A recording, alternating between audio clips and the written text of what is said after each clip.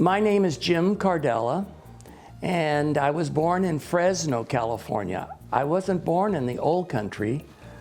My parents were born in the old country. I'm the son of Italian immigrants. So let me tell you a little bit, I guess, about my name, and then we can go on from there. Yes, my name is Jim Cardella, and officially I'm James Cardella. My friends and relatives here in Fireball called me Jimmy. In Italy, it was the same sound, but it was more Italian, Jimmy.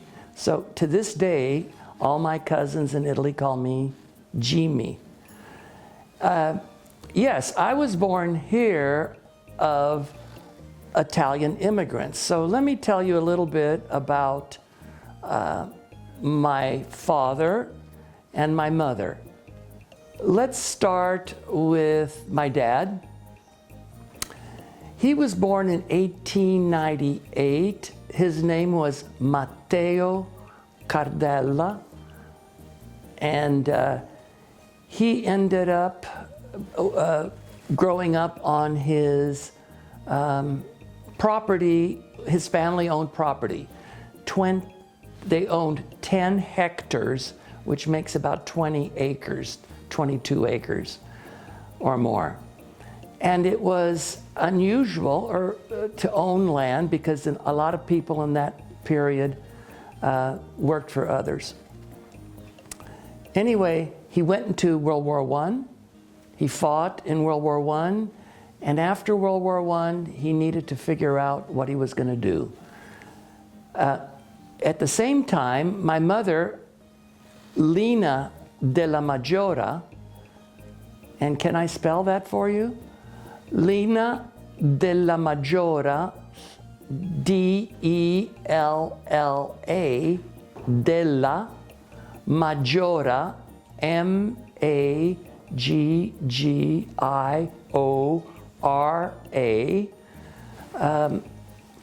was born in a family of tenant farmers.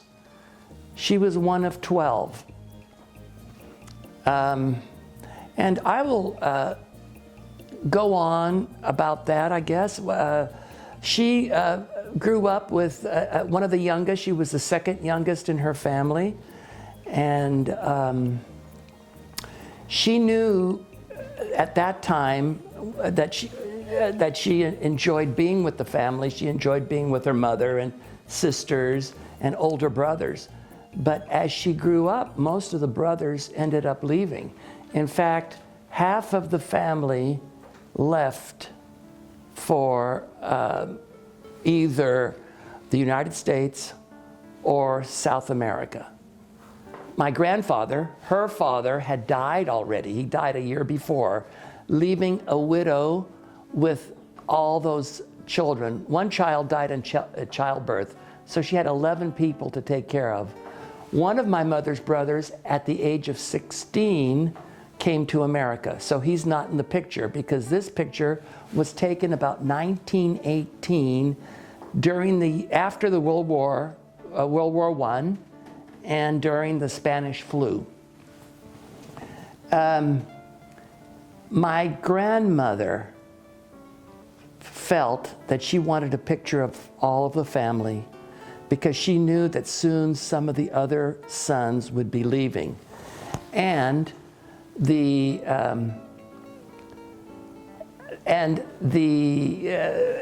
effect is that all of the brothers are here. I could see my mother's brothers that went to South America. I can see my mother. She was the second youngest, so she's over here, and she's 5 years old. So what could she be thinking? Here she is. It should be a happy occasion because all the family is together. But if she was looking at my grandmother has the saddest look on her face. You could see that she's thinking, I may be losing all of my children and never see them again. My mother, too, was glad that they were taking the picture, but she was a little fretful because she knew that she needed some nice clothes to take this picture.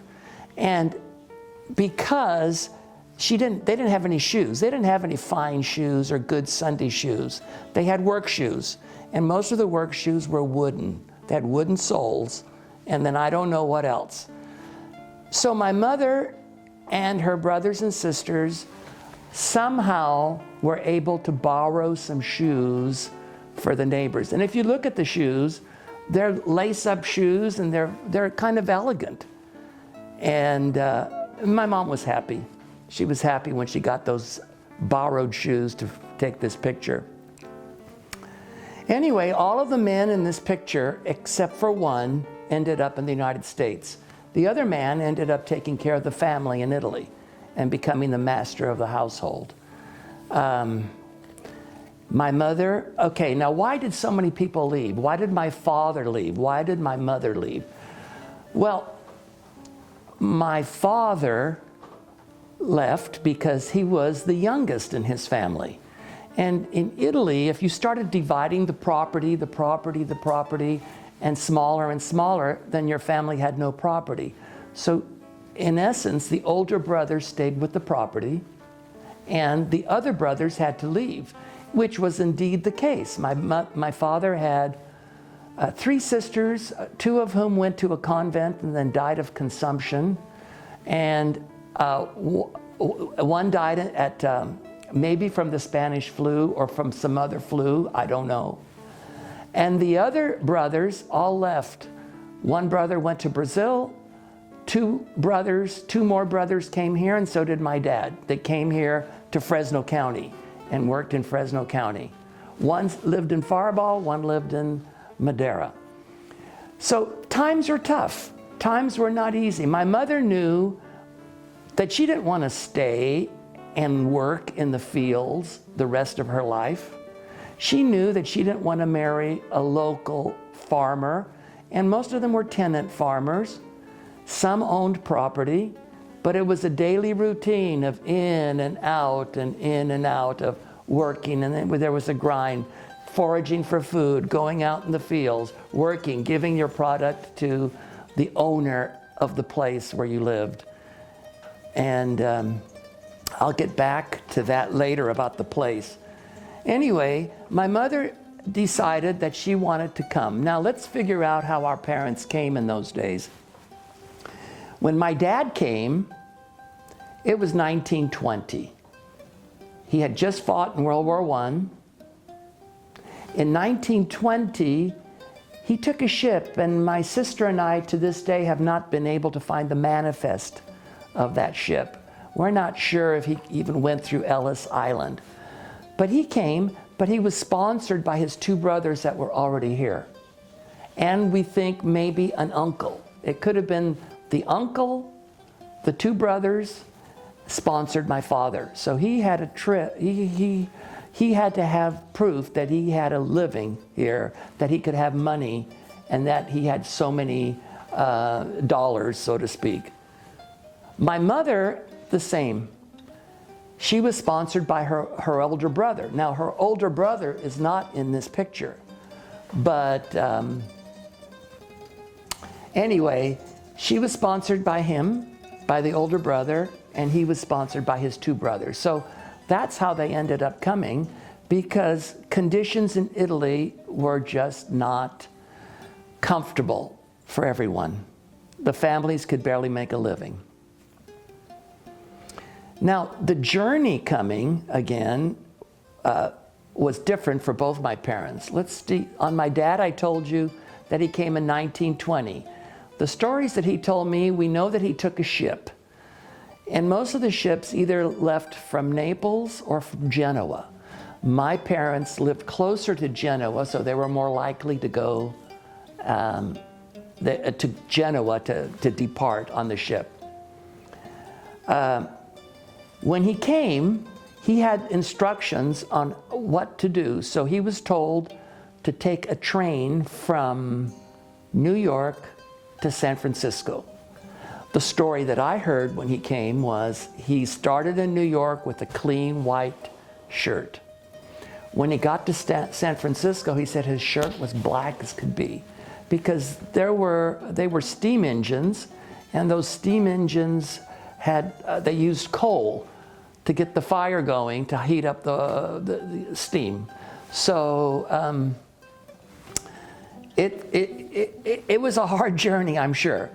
My mom, on the other hand, ended up leaving, and we did find out her manifest. One of my cousins found the manifest that said she left in 1940 on the Rex. The name of the ship was the Rex. It says Genoa at the top of the manifest, and at the bottom it says Naples. So I'm sure she left from Genoa, but for some reason it says Naples. She landed in New York, and she seemed happy from the beginning, because she had a friend from the same region of Italy. I did forget to mention that my parents came from the Lucca region. My father was born in a town called Marlia, M-A-R-L-I-A, Marlia Lucca, and Lucca has two C's, L-U-C-C-A, and that region is known as Tuscany. So he was born in Tuscany, about 15 miles from where my mother was born. So her birth certificate shows that she was born in Porcari, P-O-R-C-A-R-I.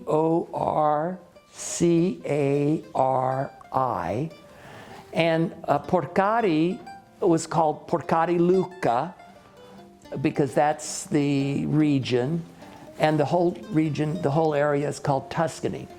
Anyway, they were born 5 or 10 miles apart, my mom and dad. They did not know each other because they were 15 years apart. My dad was already almost in World War I, fighting at 15, and she was being born out in her little medieval-looking farmhouse that had no running water and no electricity. When I tell you about our family going to visit, we stayed in that house, or one similar. And I'll describe it when we talk about our trip to Italy. So my parents did not know each other when they left Italy. They were different ages, different generations, so to speak, and they came and settled in different places. So my father came to Firebaugh to live with his brother. My mother, who was again coming alone, she was going to Petaluma, California, in the North Bay area, where her brother lived. Now, my mom came to New York with her friend, and then in New York, she got separated from her friend, and she was put on a train. And they had little bits of paper that were attached to their collars to show where they were going. And she was so upset to be separated from this friend and she was alone. She was going in a Pullman car all alone, and she saw these different people walking by, and she was terrified. She was a poor woman who came from the country, kind of superstitious, but always fearful. She was a jokester in many ways, but she was always fearful about life and things. So she came to San Francisco, and then her brother picked her up. Earlier, my father had come to San Francisco as well, and his brothers had come to pick him up. When my father came to Firebaugh, according to a cousin of mine, she found that he was listed in the 1920 census. And I thought he had come later, like 21, 22, but according to her, he came in 1920. And he was listed on the census as a barber. And in fact, I do remember his telling me that he became a barber. And he came to Firebaugh first and stayed with his brother for a while, or brothers, because he had two different brothers, one in Firebaugh, one in Mendota. And he ended up getting a job as a barber. The story I heard was this. He took the Southern Pacific Railroad from Firebaugh to Fresno. Then in Fresno, he got on a streetcar all the way up Blackstone to Pinedale. And he worked for some fellow in Pinedale for I don't know how long. Along the way, and the story that he liked to tell me was, right around where Ratcliffe Stadium was, so the cable car went past Ratcliffe Stadium, and he saw that there were lots for sale. They were $150 a lot. And my father said, oh, and I didn't have the money to buy anything. So lots don't seem expensive to us today, but they were too expensive for the people back in the early 1920s. He didn't stay in Pinedale very long, as I said. He did talk about going to San Francisco to work as a barber. As a barber in San Francisco, he told me that they paid him $2 a day. And the boarding house or the hotel where he stayed, I'm pretty sure it was some type of a boarding house, charged 50 cents a day and 25 cents for a meal. So he said to himself, well, gee, there's no way I can save a lot of money, because his goal is always to own property, to buy property, and to develop the property and run his own business. But that didn't work out. So he told me that in Firebaugh, the big industry in Firebaugh was the Miller and Lux company. Now, Miller and Lux were big cattlemen that came about the mid-1800s. And their empire was starting to diminish. They were starting to sell properties, but they still had plenty of cattle, and they had a big sheep shearing place in Firebaugh. So different people came to work there. There were groups of Mexicans. There were the Basques that came because they had sheep. And there were the Italians that came to work. And my father must have done some of that for a while. He saved some money, and then he said, I'm going to try to ranch. And these were like the years of 1927 and 28. But according to him, those were years of drought. And he failed. He failed as a rancher. Or a farmer. I don't know what he actually grew, but he failed. And then about 1929, he decided to go into a partnership with 3 other Italian men. My father was Matteo Matteo Cardella, and he had Joe Del Carlo as one of his partners. Joe Del Carlo. And then he had Mike Lucarini as another partner. And then there was Valente Giampaoli, who was another partner. And so these were people that were all living already in Firebaugh. He made friends, and they went into a partnership, and they decided to open up a silent movie theater, which was all the rage at the time. This was 1929, so in Hollywood and in New York, they might have had a sound projector, at least in Hollywood, but it was too early for Fresno County at the time. And he and his partners opened up a movie theater, a dance hall, and a pool hall. You have to realize, 1929, I don't remember the exact years of Prohibition, but it ended in 1933-34. So anyway, in 1929, they were probably, they had friends Italian friends who would make wine. So they were and I don't know about beer, but they were probably serving something under the table. But I don't know that. I'm just thinking.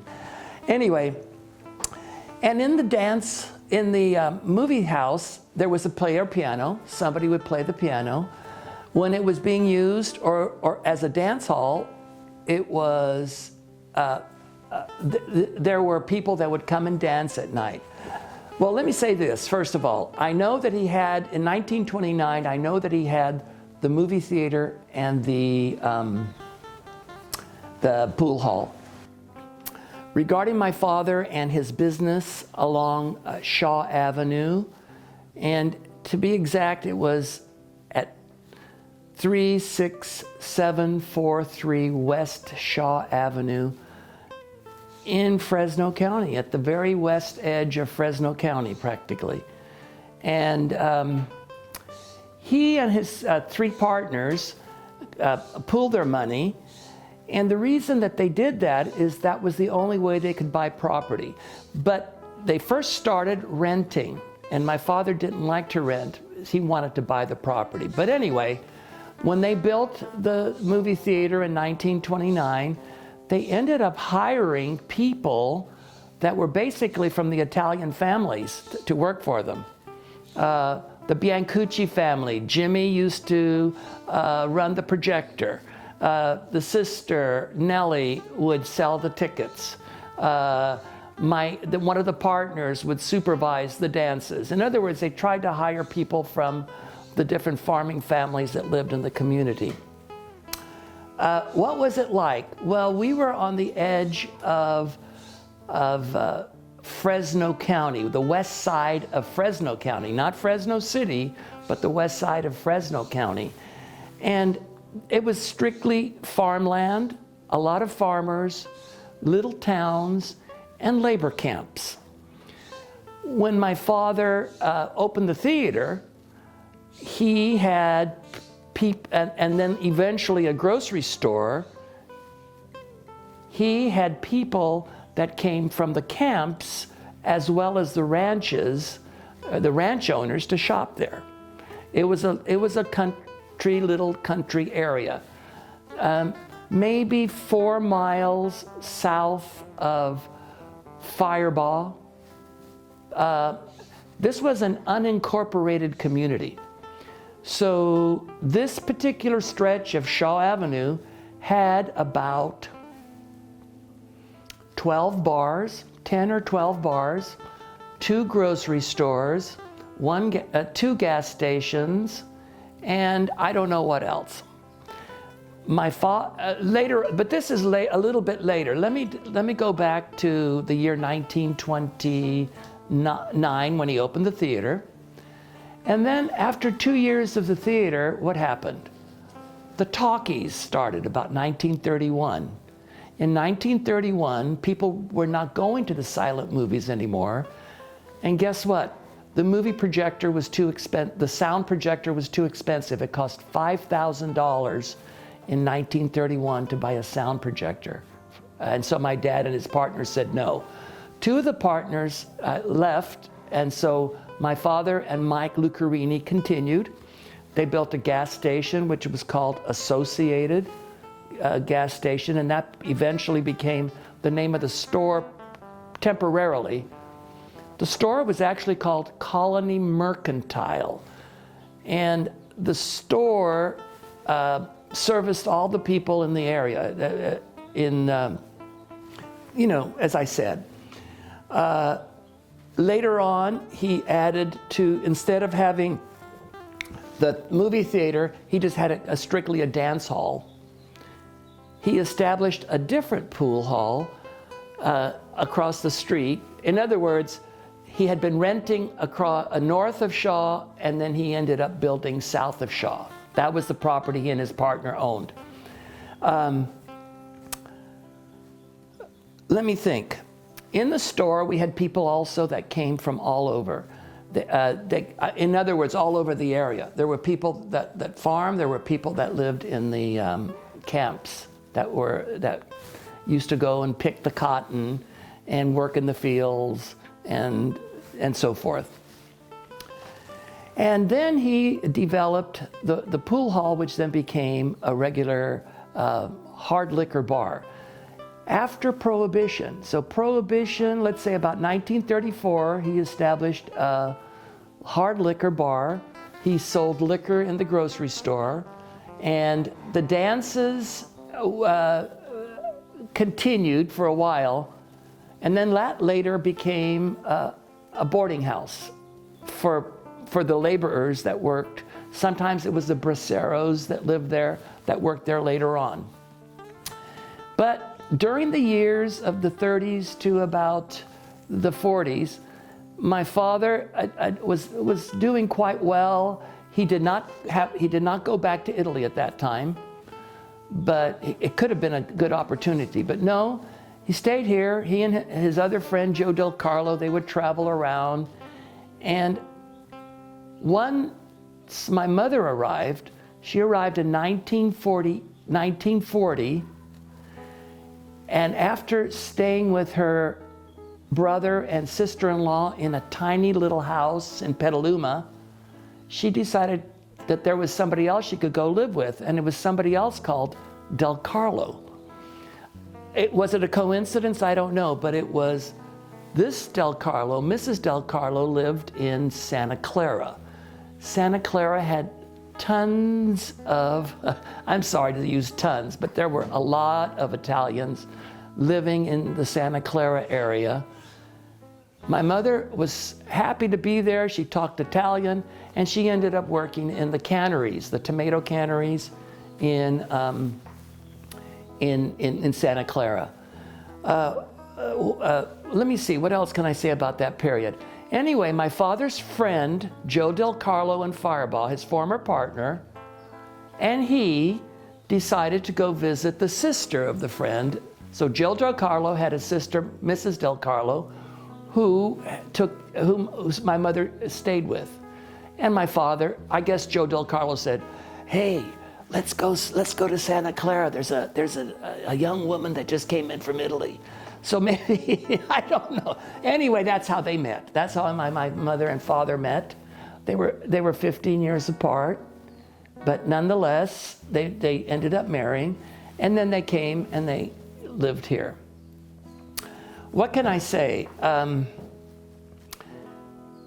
One aspect of living in Italy is that you're surrounded by family. When people come from Italy, and they come to this foreign land, it's very difficult for them. My father was the type that was able to adapt. He was able to try new things. He tried different foods. He could adapt. My mother came at the age of about 27 in 1940, and it was difficult for her to adapt. She didn't have her friends. She didn't have her family, and she dearly missed her mother and her sisters. Because in the evenings in Italy, what would they do? There was no electricity, there was no television, there were no things to do at night. They would sit in the courtyard where it was cool, and they would talk. They would gossip. They would talk about who was doing what, and different things like that. So, that's what she missed here. Another story I heard about my mom is that when she was in Santa Clara, everything was kind of nice. There were a lot of Italians. She didn't have to worry about speaking English. Then she married my father. Then all of a sudden, she came to Los Banos, which was a desolate little town in 1940-ish, 41. And she got upset. Then she went through Dos Palace. Then she came through Firebaugh. Then finally, when she ended up at where my father had the property on 36743 West Shaw out on the west side of the county, she just cried. In fact, I think she cried until my sister and I were born. She cried and cried. She just missed her relatives horribly. Anyway, that's that part of the story. During the years that my mother was there, and also during the years that my father owned the grocery store, the bar, and then the boarding house, there were different people that they knew. In the bar where they sold alcohol, and there was a shuffleboard, and there were some old jukeboxes from the 40s, my father ended up renting it out. He didn't rent it. He hired somebody to work there as a cook. And this woman was Eunice Dami, and she prepared Italian dinners in this house. And she prepared Italian dinners in this bar, and that was a draw. Now, Eunice Dami is in this picture here, and she is seated here next to Joe Del Carlo. And the birthday party was for Mike Lucarini, names that we've already heard. And if you look in the very background to your left, you see some people that came out from Fresno that had a Fireball connection. First of all, to the very left is a fellow called Harold Mazzini. Now, Harold Mazzini used to work for the tax department here in Fresno County or the assessor's department. I'm not sure. He's standing next to my father, and funny, my father ended up, instead of being Matteo Cardella, in America they knew him as Joe. So he was Joe Cardella. So that was a nickname that he acquired when he was in America. All the Italians had nicknames, whether it was by region or whatever. Next to my father is somebody called Emma Mazzini, the mother of Hal Mazzini. And Elsie was born of a prominent Fireball man who actually established the first hotel. His name was Louis Puccinelli. So Louis Puccinelli built the first major hotel, the El Capitan Hotel in Fireball. I don't know what year that was. I'm thinking it was in the early 1900s. Louis Puccinelli's wife, who is there on the third from the left, next to her is her husband, Joe Mazzini. Joe Mazzini and my father were great friends. Joe Mazzini was the Fresno County Sheriff. And I don't know if that was his exact position, but he used to come out on the west side. And apparently that's how he met his wife, Emma. And their son was Harold, who was the tax collector or the county assessor or something. Anyway, they would have frequent dinners in the bar. Apparently, during hunting season, different celebrities would come out. Lou Costello was known to have Italian dinners here at this bar. The comedian Bud Abbott and Lou Costello. There were different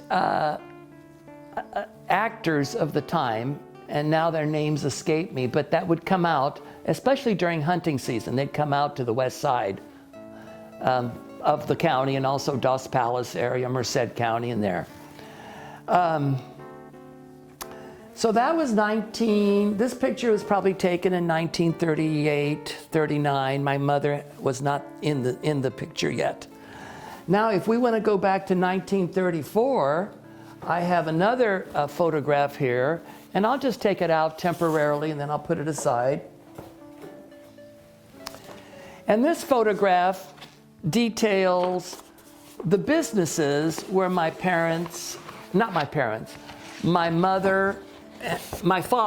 mother wasn't in the picture yet.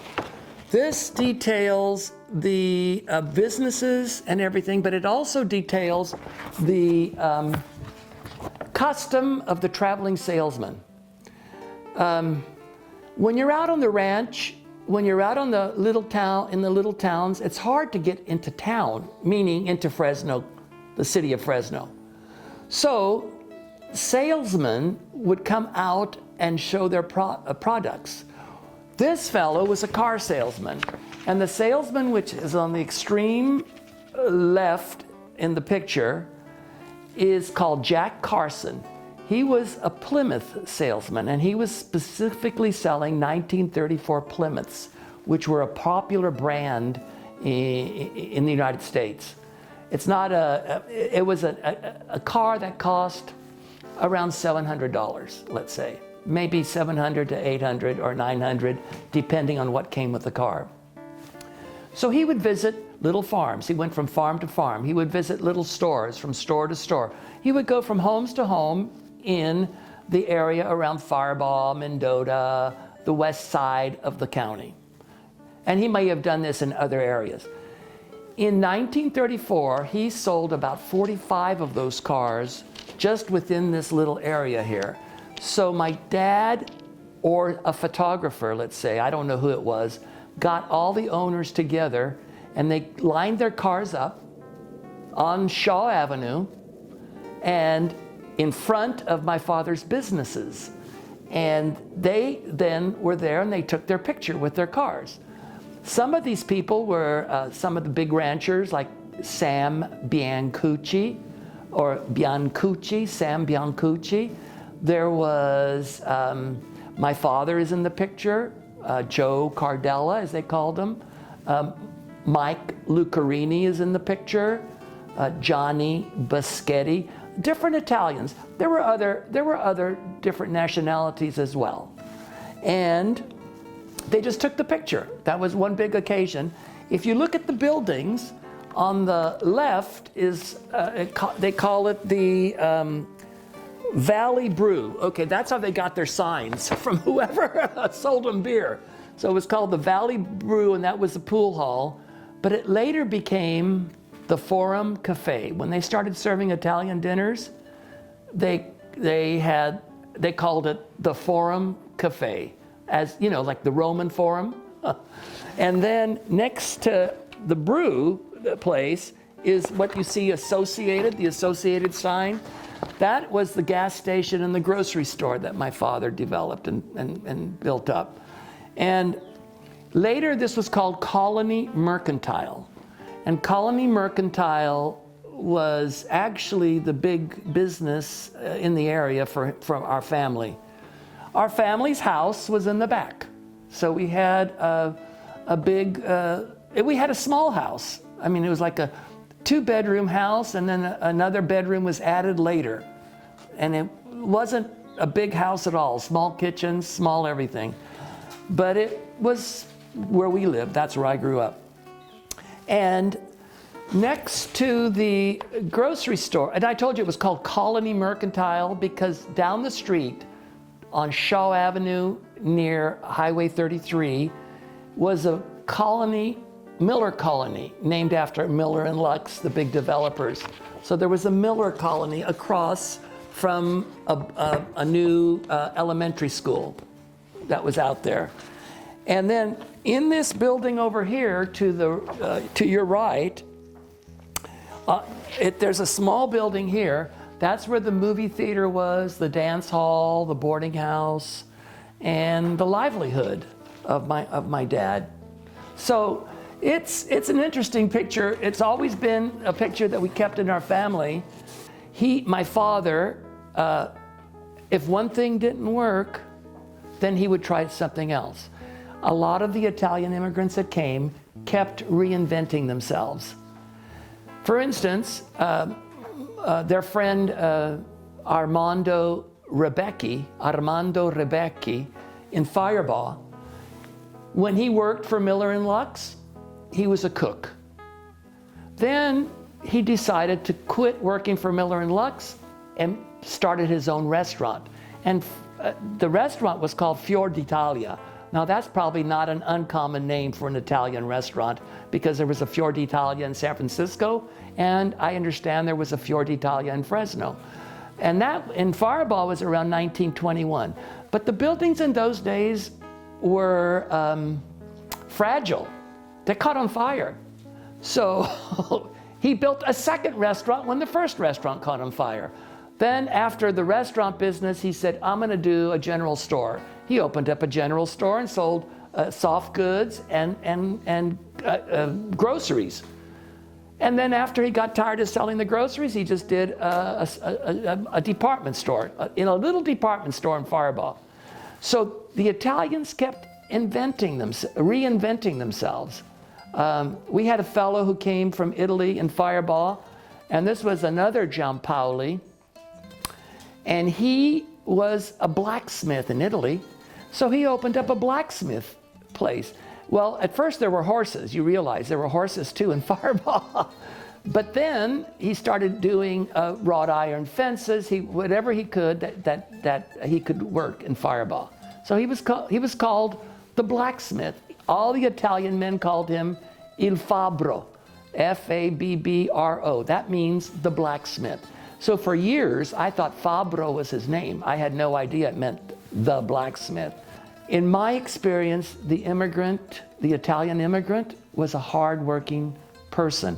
Not just the men, but the women. Of course, the women mainly stayed home, but a lot of the women I knew opened up boarding houses, because when you follow the railroad track, it goes through the south side of Dos Palace. It comes down to Fireball and then into Fresno, and there were little houses along the way where people rented their rooms and then they cooked. And mostly the Italian men would go to an Italian house where they could get Italian cooking. And the reason that they liked the boarding house is that living in an apartment by yourself was a lonely life. The Italian man was used to a family. So when he went to the Italian boarding house, they were eating Italian food, they were speaking Italian, and they had a family again. Because in most cases, all the immigrants did not see their families in Italy again. They wrote letters. Letters took a long time. It's different from the world as it is now. As I was saying, my parents met in Santa Clara. My mother had been living, as you know, with a woman from her part of Italy. Del Carlo was the last name. And Mrs. Del Carlo had a brother in Fireball who was the best friend and the former partner of my father. Anyway, they met, and my dad courted my mother. Then they ended up getting married. And from there, he took her to the place where we lived outside of Fireball, in a little community called Los Deltas on Shaw Avenue. But in Italy, the women go by their maiden names, so they never add their husband's name. They're always by their maiden name. So on a post office box in Italy, it'll say, Lina della Maggiore, Matteo Cardella. She adapted a little bit because there were some Italian people that she could talk to. My father had some Italians that worked in the grocery store for him. One was Dave Pera. Another one was Louise Boschetti. And Louise kind of took my mother under her wing. Louise was born here of Italian parents. She ended up being my godmother. And Louise Boschetti taught my mother many, many things. She taught her how to drive. She taught her how to study for the citizenship test. She did many things. But anyway, my mom came and settled down, and I told you she was sad for the first couple of years. But when we were born, then, you know, she doted on me and my sister. I was born in 1943. My sister Nancy was born in 1945. So during that time, my mother was busy taking care of us, as well as, you know, preparing some meals, although my father was a pretty good cook. So if my mother couldn't prepare the meal, my father would get a soup together, he'd get a cacciatore together, he would do some things that he could do, because he was cooking for the first 20 years that he lived here. Anyway, so we grew up, and then in 1952, my mother and father said, we're going to go back to Italy.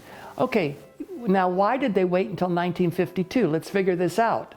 Okay, Italy was at war from 41 until 45, and still there were problems going on after the war. So in 1952, we said, oh, we're going to go to Italy. So my sister and I were so excited about traveling to Italy. The first thing we had to do was to get a passport photo. And in 1952, they took family photos. So my father just had to be the only one carrying the passport. And this is my father here, Matteo. This is my mother, Lena. Here I am, Jim or Jimmy in America, or in Italy, Jimmy. And this is Nancy, and they always called her La Nancy in Italy. But we went to Italy, and it was a 5-month trip, and we had the best time for 5 months. First of all, the first exciting thing, we had to leave Firebaugh, travel to San Francisco by car, stay with relatives in Petaluma. Then we had to go to Oakland and take the California Zephyr, which was the Amtrak of the day. And it was terrific. It was our first experience. Everything was new, and I was a little boy that always got lost because I was exploring everything. And then we went on the train. We had to switch trains in Chicago and then go to New York. We stayed in New York 1 or 2 days and had a fabulous time looking at all the monuments and all this. You know, and I'm 8 years old, going on 9. My sister is 7. We're young kids, and we just have the best time. Then we get on the Queen Elizabeth, the transatlantic liner, not Elizabeth II, but 1. This is 52. And we had the best time on the ship, and there were movies that they showed every day. We ended up in first class because there was no room in second class, so we took a first class place and squeezed our whole family into one little compartment. Down the hall was Gregory Peck and his wife, Angelique, and they were on their way to Rome too. Why do you think? Because Gregory Peck was going to film Roman Holiday with Audrey Hepburn in 1952.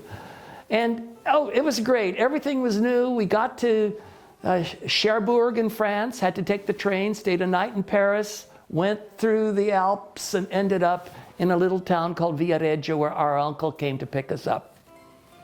And that began our first trip to Italy. Now you have to realize, number one, my father had never been back since 1920. This was 52. How many years is that? 32 years later. My mother was so excited she hadn't been back since 1940. So that was 12 years later for her. But she was excited, but she was also a nervous woman. She feared everything. But everything was an adventure. I just had the best time. My sister had the best time. They were a little seasick, but anyway, that happens.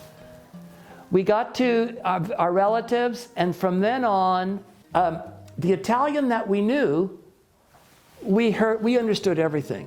We understood our relatives, we could understand everything, my sister and I, because we spoke Italian at home. We lost our English. You realize I was in 3rd grade, my sister was in 2nd grade. We lost our English after 2 weeks, I swear. But we got to visit our cousins. So we went to the Cardella cousins. We visited our Cardella cousins. We went to the Della Maggiore side. We visited them, and we traveled. We traveled with different cousins. We went to the mountains. We went to the beaches. And we even went to an Italian wedding at Torre del Lago, where Puccini had a house.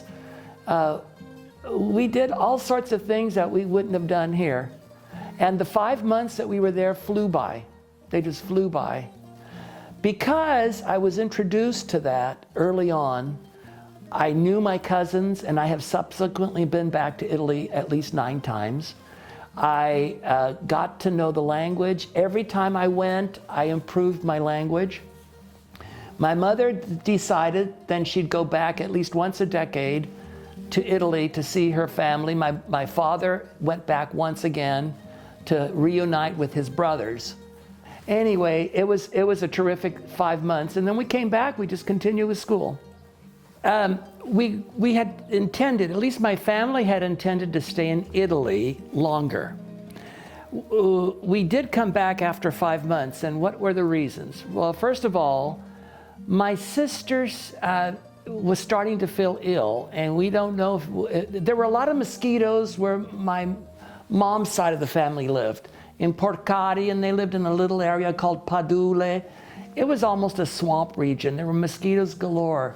Of course, there were a lot of lightning bugs and beautiful things too, but anyway. And they decided, well, we better come home. we better go home. But one of the reasons they also went, besides seeing the family, they wanted to see if there were any opportunities, because my mother's homesickness wanted her to figure out if there were any opportunities for my sister and me as we were growing up. And she found that they were still in the Depression. In 1952, after World War II, Italy was just recovering. There were buildings that were still bombed. There were people out of work. There were people that had been unsettled. You know, Italy was involved in 2 wars, the World War I and World War II. They lost generations of men. And anyway, so they saw that there were no opportunities for us. My sister was kind of ailing at the time, and then we came back for that reason. And I think they had wanted to stay for 6 months, but anyway, we came back in 5 months. And then my sister just miraculously got well. We were on the California Zephyr, and I think we crossed California, and there we were. We were home practically, and she was feeling better. So that was good. My mother, of course, still doted on us, but anyway, we came home for that reason. And what was life for me growing up? The Italian immigrant son, the son of Italian immigrants. The son of Italian immigrants. First of all, my mother spoke no English. She spoke Italian at home. I grew up in a household where I heard nothing but Italian. So that was our first language. My sister and I spoke Italian growing up. We had no problem with it. Please realize that my father had a grocery store called the Colony Mercantile, and this grocery store had all languages that would come shopping. So I heard Spanish, I heard Basque, I heard English, I heard different dialects of English. And why? Why did I hear all these things as a child? Well, first of all, it was a family store. My mother had to help sometimes in the store. They would put me in a big cardboard box right there in the store. It was a big playpen. And my playpen was talking to the people that came shopping, and they would all come and say, "Oh, how cute you are," blah, blah, blah. And anyway, I heard all these languages. So my sister and I, without any problem, and then we had friends. We had friends that would come to the store. They would we would play with them after school. They spoke English, they spoke Spanish, they spoke everything. And we all played, and that was no issue. So we went to school, unlike the story of most Italians, children of Italian immigrants. We went to school knowing some English, and knowing English actually. A lot of people that were older, some that were from a different generation, they went to school not knowing English. And their situation, sometimes they got punished for speaking Italian. Sometimes they didn't know what the teacher was saying. Finally, they learned, eventually, because they did not allow any foreign language.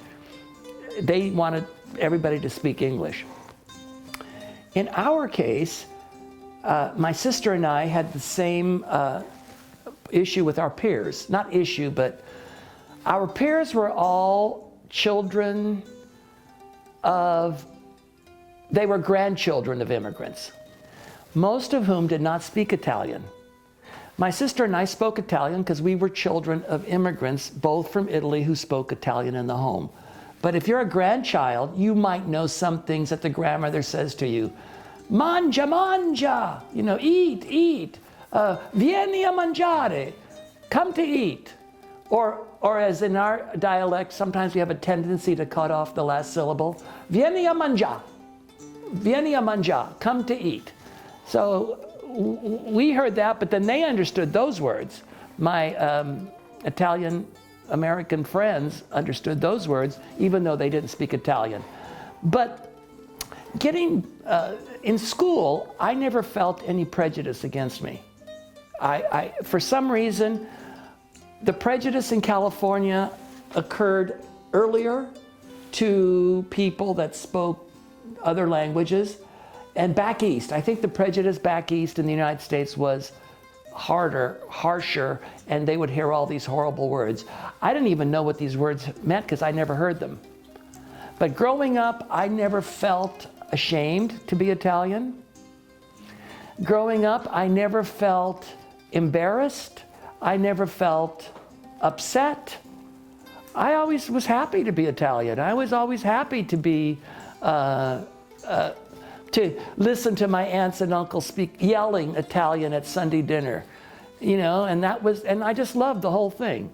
I was never embarrassed. I was always proud. But at the same time, I was never embarrassed to be American.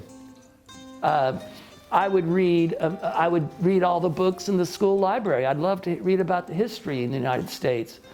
My sister and I loved going to double feature movies on Sunday afternoons. We had no problem. We would go back and forth. And as you know, the peer pressure is stronger than parent pressure. So even though my mother continued speaking Italian, my sister and I eventually would speak English to her. So we would always speak English and my parents would answer in Italian and vice versa. They had no trouble understanding us and we had no trouble understanding them. Also, in some families, in some Italian immigrant families, they said, oh no Italian. We have to speak English. You have to speak English.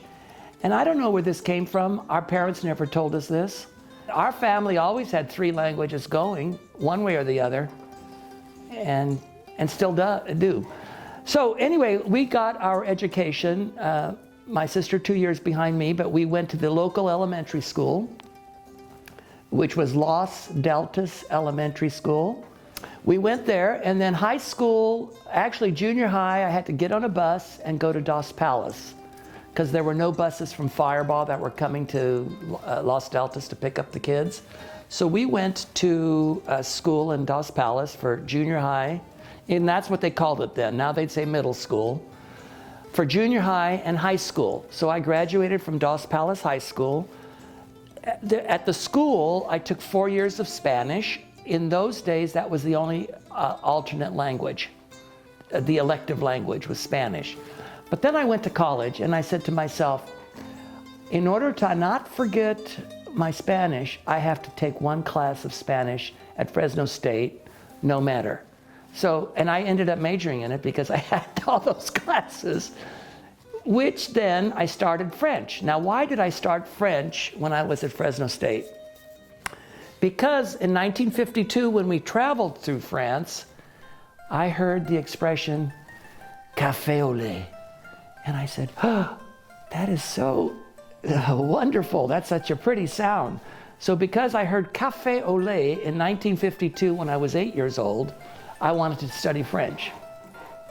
And it turns out that when I did my genealogy, I'm like 68% Italian and 20% French. I couldn't believe that. That really astounded me. But anyway, went to college, Fresno State, graduated in 65, got a master's in Spanish in 67, got the teaching credential, went to teach. I started at McLean. I was at McLean teaching French and Spanish for 6 years, from 67 through 73.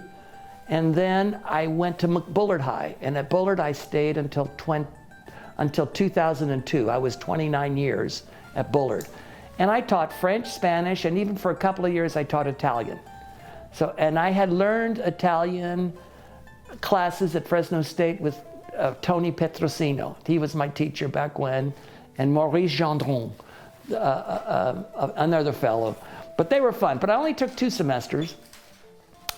And then, you know, what did I do? After I retired from Fresno Unified, I taught for 7 years at Fresno State. And what I ended up doing was I was supervising student teachers that were doing their student teaching in French and in Spanish. And I also taught the methodology class for future foreign language teachers. And then before you know it, you turn 65, and then before you know that, you're working on this committee and that committee. And for 5 or 6 years, I worked with the Alliance Française and was president. Then, that gets old. Then I started with the Italian studies at Fresno State. And now I'm on this Italian Heritage, Italian Exhibit Expansion Committee. So everything kind of works with what you started with in the past. Isn't that right? Okay, regarding the traditions that we did as I grew up, and also the things that I've kept or not kept, let's go back to shortly after I started elementary school. My mother had not heard about the custom of the Christmas tree or the custom of Santa Claus. Who told her? Well, it was the wife of this Jimmy Biancucci. The wife was not Italian, but she married an Italian. And Jimmy Biancucci's wife told my mom about, oh yes, people put a Christmas tree up and they decorate it with decorated balls, and they have these icicles that they hang from the tree. And then Santa Claus comes and brings presents on the 24th, the evening of the 24th. So my mother had not heard that. Her experience with Christmas was a character called La Befana. Now, La Befana is not a man. La Befana is a woman. And this is a woman who, on the eve of Epiphany, Epiphany's on January the 6th, and January the 5th, on that eve, she leaves gifts for all the little boys and girls. In essence, like she had forgotten to give something to Jesus, and so she wanted to leave him a gift. And that's, maybe I've added that, I don't know. Anyway, so La Befana flies around on a broom. Oh, like a witch, yeah. She flies around on a broom and she visits all the little boys and girls and leaves little gifts for them. In those days, the gifts were simple, oranges and nuts, They weren't elaborate. So, Mrs. Biancucci, she told my mom about the Christmas tree. So I was asleep on Christmas Eve night, and I heard this noise coming from the bedroom, the living room. And so I saw the tree. Now, had she put it up earlier? I don't remember. But I saw the tree with the icicles and the glowing balls, and my mother was seated on the floor, and there was this train set going around. But then there was also something else. There was a phonograph, a record player, and she was playing the Bing Crosby song, I'm dreaming of a white Christmas. And in that song, I saw next to that was the album. And the album was a whole bunch of 78s. And each 78, Adeste Fidelis, Silent Night, O Come All You Faithful, and God Rest You Merry Gentlemen. Each one was on the side of a 78 record, and then it was in a big album. So it was like Bing Crosby's Merry Christmas album. And that was on Christmas Eve.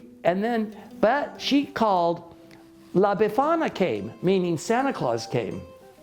So in her mind, Santa Claus was La Befana. When we heard La Befana, we thought it was Santa Claus too, so we didn't know the difference until much later, until years later. So the Italians still celebrate this La Befana, but Santa Claus is separate. They've added Santa Claus to their repertoire of people that bring gifts. Growing up, we went to church every Sunday. So going to church was kind of elaborate. Part of it was good because we got together with our friends, but my mother also got together with the other Italian-speaking women. And they would stand outside the church after the service and talk in Italian and gossip, just as she and her mother and sisters had done in the courtyards in Italy. So that helped her a little bit. And then we would go home and she'd prepare a Sunday dinner. Now, I don't know how she had everything ready, but we always had fried chicken. We always had spaghetti. Never spaghetti and meatballs. It was always spaghetti and fried chicken. And the spaghetti was my mother's sauce, which was a plain sauce.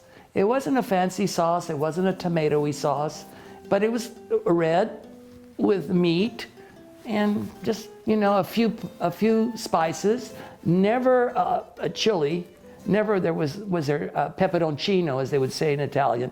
Never there was there chili. It was just like parsley and thyme and maybe some oregano. My sister recalls oregano.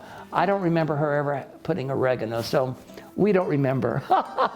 But basically it was a simple sauce, spaghetti, and then there was always some type of fruit, a vegetable, whether it was part of the salad, but the salad always came late, and sometimes she left in the refrigerator and she forgot to serve the salad. But she had fried zucchini, fried mushrooms, fried cauliflower, a lot of fried stuff.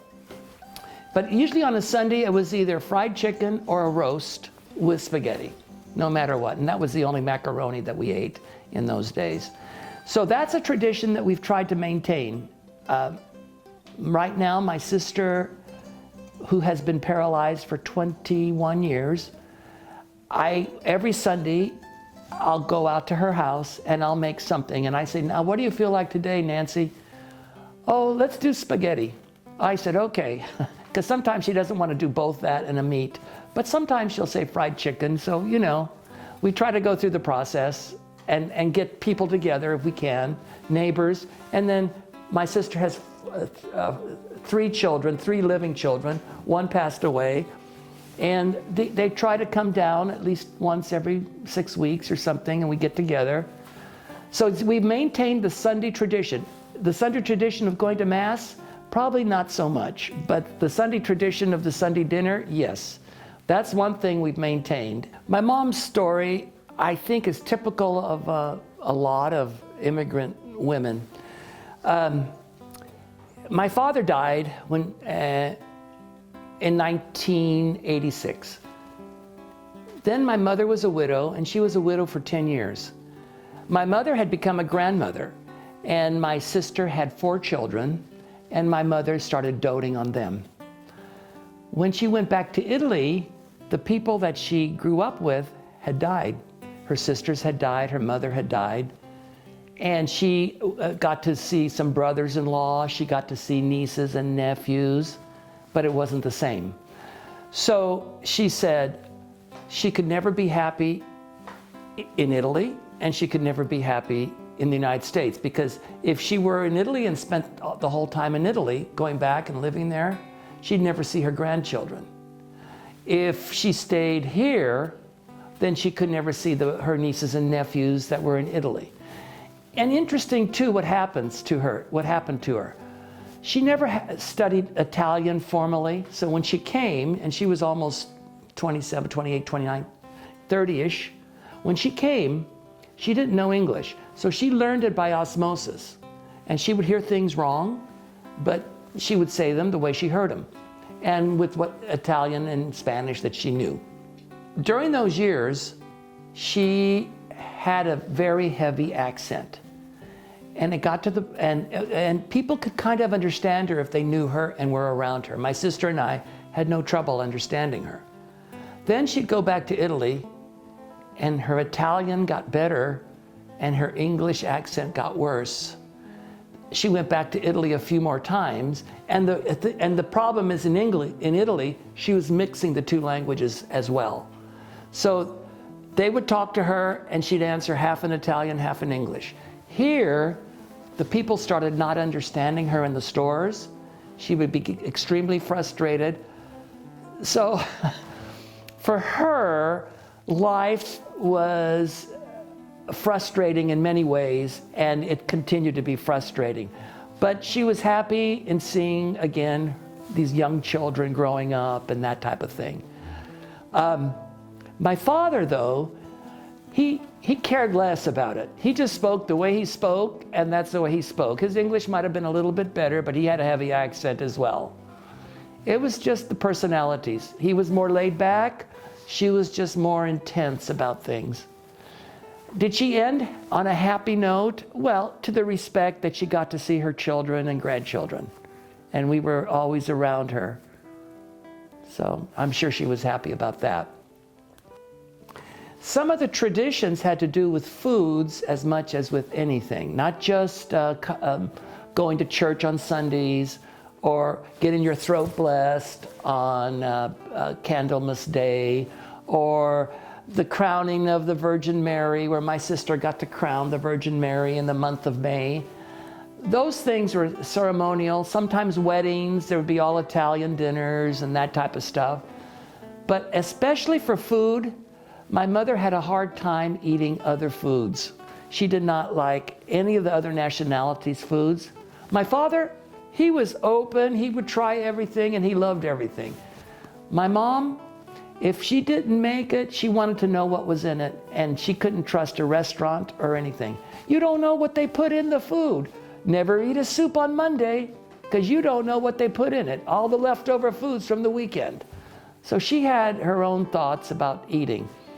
Some of the traditions that we've tried to maintain were the following. Number one, my mother made ravioli every Christmas and every Easter. And it was backbreaking for her. My sister learned how to make ravioli. Our nieces have learned how to make ravioli. I can help, but I'm not really the cook around here. But making ravioli, and it's so interesting when you hear Italians talk about what they put in the sauce, what they put in the stuffing for the ravioli. Each one does it his own way. You put that in the sauce? Oh no, we would never do that, and so forth and so on. Everybody does it a different way. I have a cousin in Petaluma. She puts a mushroom sauce in her spaghetti sauce that her mother started doing because the foods weren't readily available. So she just put a mushroom sauce, like Campbell's mushroom sauce. We thought, we were just aghast. And they came from the same side of the family, but that's the way it goes. Another food is gnocchi. My mother preferred gnocchi to ravioli. My sister does too. Gnocchi takes less time, and it's a potato dumpling. So you start with mashed potatoes and flour and an egg. And some people don't put eggs, but we put an egg, a little salt, and then you make this dough and roll it out in the form of snakes, and you cut it. Then you put a little texture on it so it grabs the sauce, and boil it. And it boils like in a minute or two, whatever. It's pretty good. So we continue that tradition. Another thing that we've tried to make, my sister has tried to make, even during her paralyzed years, she has had directed people on how to make. It's called a torta. And this is a spinach pie, a torta, and it's basically Tuscan. So when you look up on recipes, you have to do Tuscan spinach pie or Tuscan torta di spinaci or something like that. Or Lucca even, Lucca, torta lucchese. But it's a spinach pie that they have for holidays. So the spinach pie my sister has tried to recreate. We had friends, my mother never made it, but my sister went out and asked all the Italian women in Fireball. So Elsie Tucari, who was kind of our cousin, she was a Jomi. Elsie Jomi Tucari gave her this recipe. And then there was Ines Moniccia. Now Moniccia is not an Italian name, but Ines Moniccia was the woman who used to cook in my father's bar. She would make Italian dinners. Ines had a recipe for torta. A man in Fireball called Frankie Lenci, Lenci, he used to bring my father torta. And it was just the Tuscan type of a spinach pie with candied fruit and little sprinkles on top, and then there was rice in it.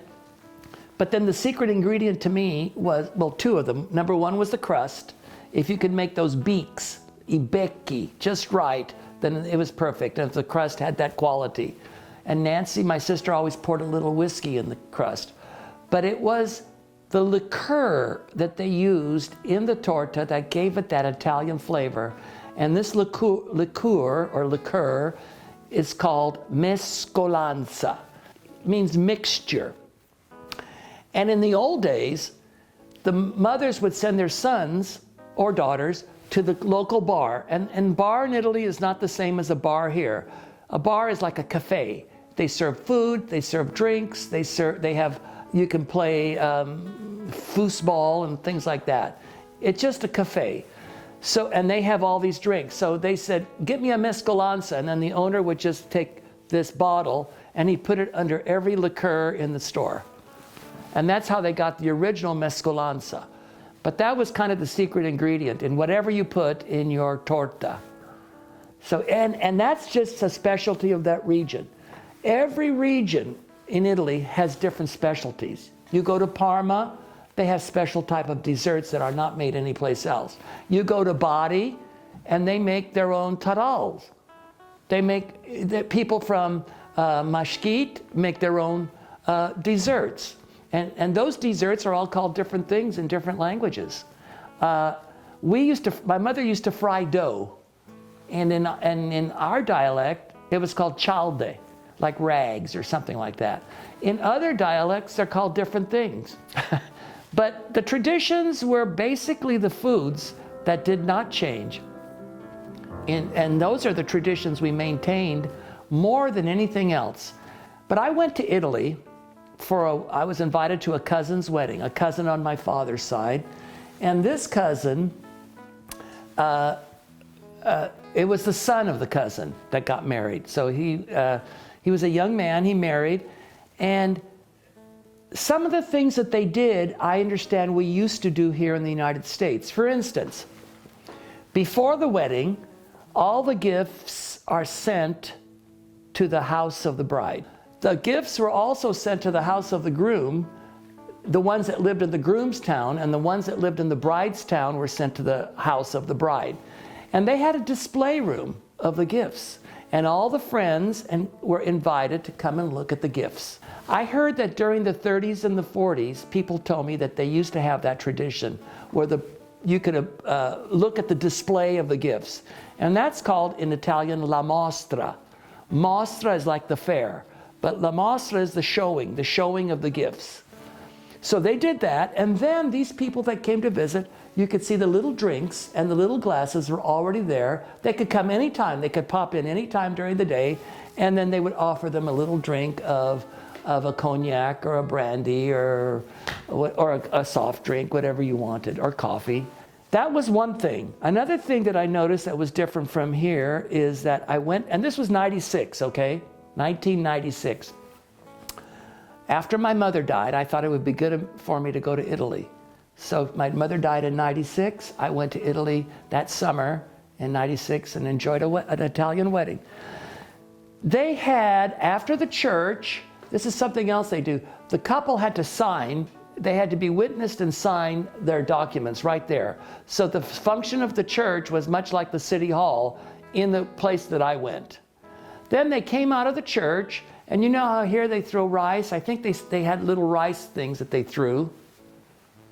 And then they were dressed in the gown, and he had his nice suit or tux. And there was a car that came by with the groom's friends, and they had this car or truck pulling a bed on wheels. And they were to get in the bed, both the couple, the bridal couple, and they were paraded around town in the bed. And so I have pictures of that in case you're interested. Then the next thing is that we went to a special place where we had a dinner. But it was beautiful. It was toward Pisa. So Lucca and Pisa are, 15, 30 minutes apart. And then the most interesting thing happened. When you're in those hills and there's a lot of moisture in the air and the sun is starting to go down, the whole sky is painted this beautiful lavender. And everything that you noticed was in silhouette. So you see this lavender sky with the silhouette cypress trees, and you see the buildings all in silhouette. I don't know, it was such a beautiful, beautiful thing. That was what impressed me more than anything. Regarding my mother and her superstitions, hers, to tell you the truth, were not as bad or as exaggerated as some of the other Italians that I knew, and I'll talk about some of those. And I'm not sure I'm getting even those right, but I'll explain those. My mother believed in like spilling salt on the table, that was bad luck. But also oil in those days. Oil was very valuable, so that was bad luck. If you drop something on the floor like a fork or something, she would say things, oh, we're going to have a visitor. You can't enter the house and leave by a different door. Otherwise, you'll never get married or you'll never have children. Those were not so bad. Let me think of some. At one point, if you said, oh, what a beautiful child, that created some type of a spell. And in order to break the spell, you had to touch the child. So she believed that you had to touch, oh, que bellino, and then just touch him just a little bit to break the spell, because otherwise then you've created the evil eye. And the evil eye is not what should be created. So you have to be careful when you notice a little boy or a girl and say, oh, how cute they are. Because then if the parents are there, they get all upset, because if you haven't gone to just touch them, just when they're there, you know what I'm saying. And I had others that were from different parts of Italy. These were friends of ours in Las Banas. And this one woman, I believe, was extreme. First of all, they would do the thing where they bite their hand, and that I don't know what that prevented, but maybe somebody else might know. There was another one where some of the Italians would hit their head against the wall because they wanted to prevent somebody from doing something. There were a few with the number 13, but sometimes in Italy it's the number 17 that's superstitious. Anyway, those are the ones that she did, mostly. But growing up out in that area with all these different Italians, you do see different types of Italians, because everybody's different. We're not all the same, are we? Anyway, you asked also earlier how I felt about being Italian. Well, I felt great. I've always been proud to be Italian. I was never ashamed to be Italian. I mean, I loved speaking Italian at home. I loved when I would hear Italian, people speaking it in groups at parties and stuff. I always wanted to know what they were saying. And often, a lot of Italian families that were the age of my parents, they would always speak Italian because their kids couldn't understand it, and they wanted to say something that they didn't want the kids to understand. But that wasn't true in our family. I loved hearing the conversations over Sunday dinner if my aunt and uncle were there, because the whole thing was in Italian. It was fun. But at the same time, I was proud to be American. I grew up in the United States. I became so patriotic. I have this feeling of patriotism when I'd go to places like Washington, D.C., or when I spent the 4th of July someplace else, like in Mexico or in London or wherever I was. I was always proud. My sister and I loved reading in English. We loved going to American movies. We never saw Italian movies. I never felt prejudice for being Italian. I was a younger generation. I was born during the war, and I don't think I felt the prejudice that my dad and my uncles felt earlier on, okay? Because the Italians were seen, they would take any type of job. They were seen as taking jobs away from those that were already working. So one immigrant group came and they would work for less. Another immigrant group came and then they would work for less. And so there was always that issue. I'm proud to be an Italian, and I'm proud to be an American, and I'm proud to be the result that I am. My name is Jim Cardella. Formally, I'm James Matthew Cardella. On my birth certificate, it says Matthew Cardella Jr. On my baptismal certificate, I've become James Matthew Cardella. When I got confirmed, I became James Matthew Louis Cardella. Louis came from both my grandfathers. They were Luigi. Matthew was my father, Matteo. And James was because my mother liked the name of this Italian boy down the street, Jimmy Biancucci. So I got called Jimmy, and the priest had to confirm me, had to baptize me James. In Italy, they called me Jimmy. No, in Fireball and in school and everything, I was Jimmy. Then I became Jim.